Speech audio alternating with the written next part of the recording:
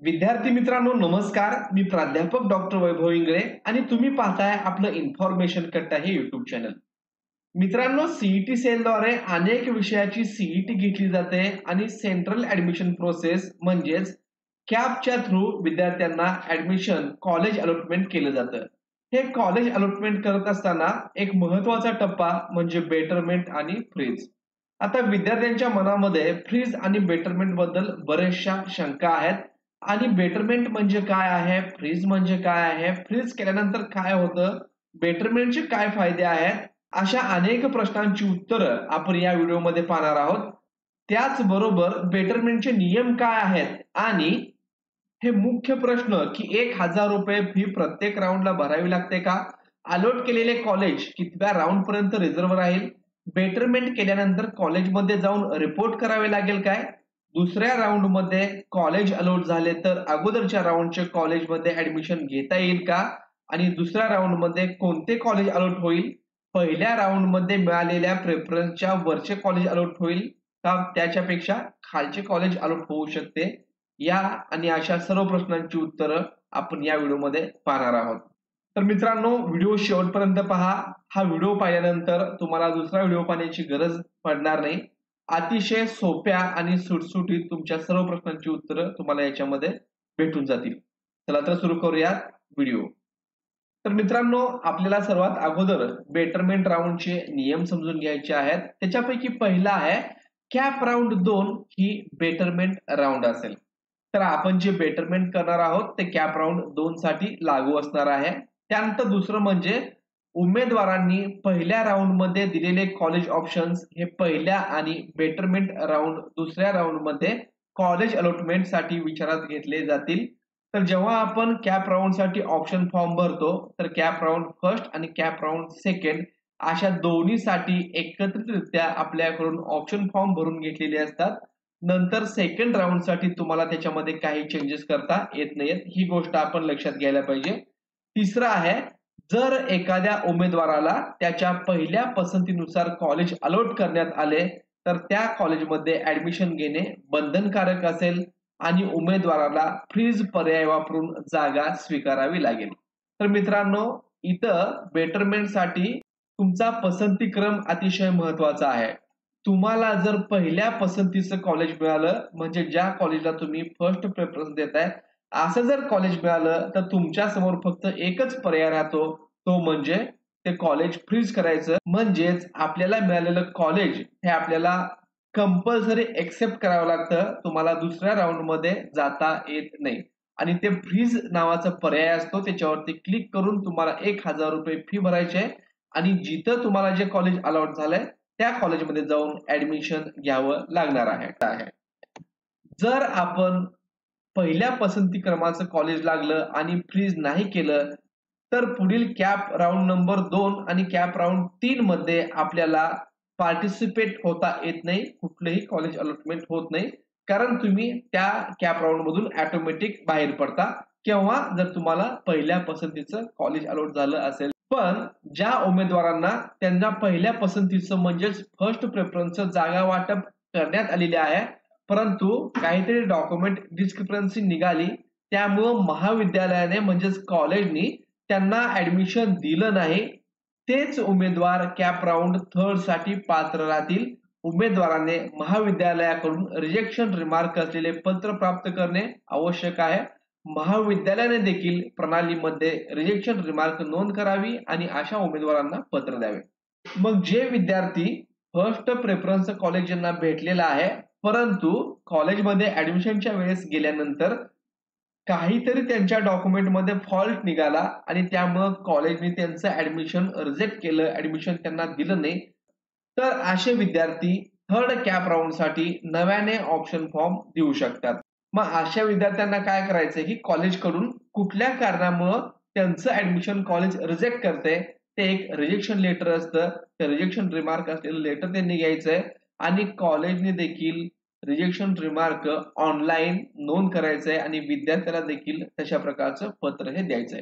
आता हे झालं पहिल्या पसंती क्रमाच्या कॉलेज बाबत, फ्रीज बाबत.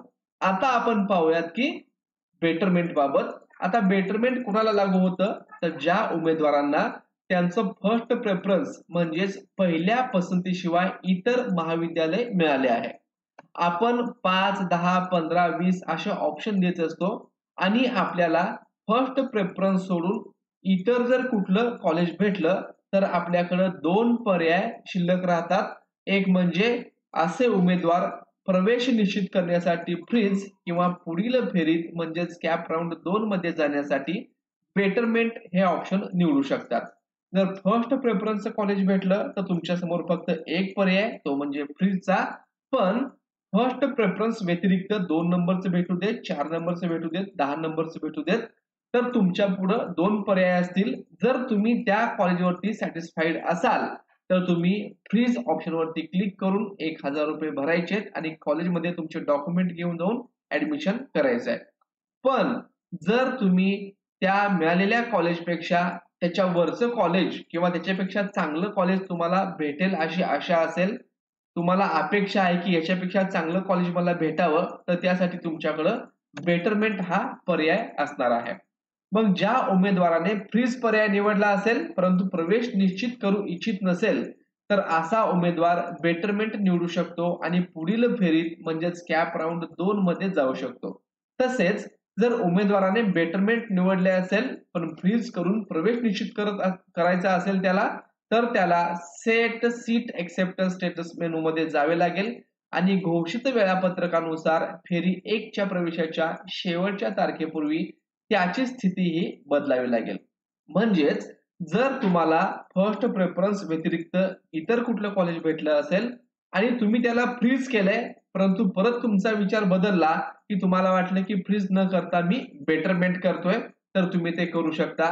किंवा सुरुवातीला बेटरमेंट करून तुम्ही ₹1000 भरले परंतु परत तुमचा विचार बदलला की नाही बेटरमेंट पेक्षा मी जाऊन मिळालेल्या कॉलेजला ऍडमिशन घेतो, तर देखील तुम्हाला सेट सीट एक्सेप्टन्स स्टेटस मध्ये जाऊन हे चेंजेस करू शकतात.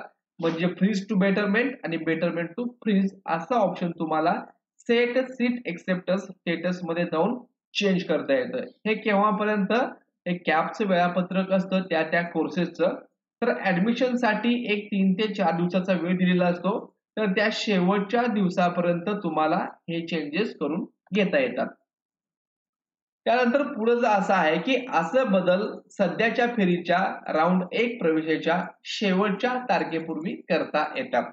जे मी आताच सांगितलं की ऍडमिशन साठी जो काही तुम्हाला ड्युरेशन दिलेला असतो कॉलेज अलॉटमेंट झाल्यानंतर एक 3 दिवस 4 दिवस विद्यार्थ्यांना वेळ मिळतो, तर शेवटची जी तारीख आहे त्या तारखेपूर्वी तुम्हाला हे बदल तुम्ही करून घेऊ शकता. Betterment to freeze, freeze to betterment आहे. परंतु ज्या उमेदवारांना पहिल्या पसंतीच्या कॉलेजच्या व्यतिरिक्त इतर कॉलेज दिले असेल तर ते बेटरमेंट मध्ये जाण्याचा विचार करतात. अशा उमेदवारांना सेट सीट एक्सेप्टन्स स्थितीमधील बेटरमेंट पर्याय निवडावा लागेल. एखाद्या उमेदवाराने वाटप केलेल्या जागेसाठी बेटरमेंट पर्याय निवडला की अशा उमेदवाराच्या लॉगिन द्वारे ₹1000 चे सीट स्वीकृती म्हणजेच सीट एक्सेप्टन्स शुल्क भरावे लागेल. पहिल्या फेरीपूर्वी भरलेले त्यांचे कॉलेज पर्याय दुसऱ्या फेरीत वाटपासाठी विचारात घेतले जातात. म्हणजेच जर तुम्ही बेटरमेंट हा पर्याय निवडून ₹1000 भरले तर तुम्हाला ही भेटलेली सीट ही रिझर्व्ह राहते. पण ती केव्हापर्यंत, तर ती सेकंड राऊंड पर्यंत रिझर्व्ह राहत असते. आणि सेकंड राऊंड मध्ये तुम्हाला समजा याच्यावरचं किंवा कोणतंच कॉलेज अलॉट नाही झालं तर तुम्ही फर्स्ट कॅप राऊंड मध्ये जे कुठलं कॉलेज भेटलेलं आहे त्या कॉलेजमध्ये तुम्ही ऍडमिशन घेऊ शकता. हा बेटरमेंटचा फायदा असतो. आता याच्याविषयी काही प्रश्न आहेत ज्याच्यामधून तुम्हाला आणखीन ही कन्सेप्ट क्लिअर होईल. तर विद्यार्थ्यांचा प्रश्न असतो की ₹1000 फी प्रत्येक राऊंडला भरावी लागते का? तर मित्रांनो ही वन टाइम पेमेंट आहे. तर मित्रांनो तुम्ही जेव्हा बेटरमेंट साठी ₹1000 पे करता आणि सेकंड राऊंड मध्ये तुम्ही जर ऍडमिशन घ्यायला सीट एक्सेप्ट करत असाल तर तुम्हाला परत ते पेमेंट लागत नाही. समजा तुम्ही फर्स्ट कॅप राऊंड मध्ये फ्रीज केलंय परंतु डॉक्युमेंट डिस्क्रिपन्सी निघाल्यामुळं फर्स्ट राऊंडला ऍडमिशन भेटलं नाही, मग तुम्हाला थर्ड राऊंड मध्ये कॉलेज ऑप्शन भरावे लागतात. मग परत जर सीट अलॉट झालं तर परत ₹1000 भरायचे का? तर नाही. जे तुम्ही सुरुवातीला एकदा भरलं तर ते परत भरायची गरज नाहीये. आणि समजा एखाद्या विद्यार्थ्याचा number first, second, third cap राऊंडला जरी नाही लागला आणि इन्स्टिट्यूट लेवल राऊंडला त्यांचा नंबर लागला तरी देखील त्यांना ₹1000 फी ही भरावीच लागणार आहे. नंबर 2 चा प्रश्न आहे, अलॉट केलेले कॉलेज कितव्या राऊंड पर्यंत रिझर्व्ह राहील? ते 2, 3, 4 सर्व राऊंड मध्ये रिझर्व्ह राहील का? तर नाही. हे फक्त दुसऱ्या राऊंड पर्यंत रिझर्व्ह राहणार आहे. म्हणूनच राऊंड नंबर 2 ही बेटरमेंट राऊंड असते. त्याच्या पुढचा प्रश्न, बेटरमेंट केल्यानंतर कॉलेजमध्ये जाऊन रिपोर्ट करावे लागेल काय? तर मित्रांनो, ही सर्व ऑनलाईन प्रोसेस असल्यामुळं तुम्ही बेटरमेंट केलेलं हे CET-CELच्या कॅप पोर्टलला रजिस्टर होतं. तुम्हाला कॉलेजमध्ये जाऊन रिपोर्ट करण्याची गरज नाहीये की मी तुमचं कॉलेज बेटरमेंट केलेलं आहे वगैरे. जर तुम्ही फ्रीज करत असाल तर मात्र तुम्हाला कॉलेजमध्ये जाऊन त्या दिलेल्या शेड्यूल प्रमाणे फर्स्ट कॅप राऊंडच्या लास्ट डेट पर्यंत ऍडमिशन घ्यावं लागेल. बेटरमेंट केल्यानंतर कॉलेजमध्ये तुम्हाला जाण्याची गरज नाही. त्यानंतर अतिशय महत्वाचा प्रश्न की दुसऱ्या राऊंड मध्ये कॉलेज अलॉट झाले तर अगोदरच्या राऊंडचे कॉलेजमध्ये ऍडमिशन घेता येईल का?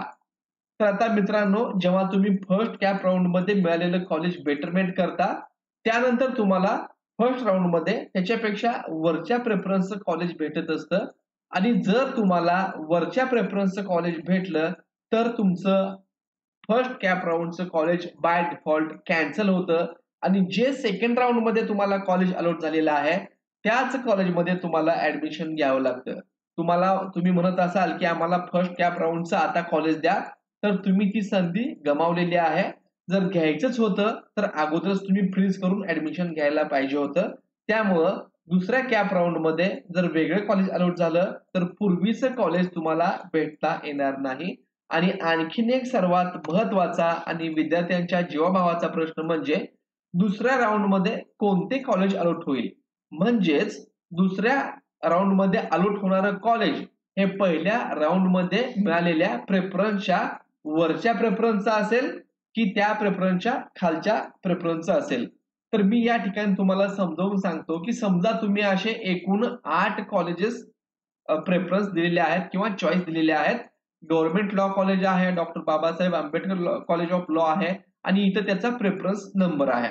आणि आता आपण असं समजूयात की तुम्हाला 4 number angel school of law minority college allot झालेलं आहे, पण तुम्हाला हे फर्स्ट कॅप राऊंड मध्ये अलॉट झालंय तर तुम्ही याच्यावरती सॅटिस्फाईड नाहीयेत.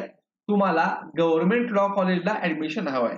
मग तुम्ही काय कराल? याला बेटरमेंट करणार आहात.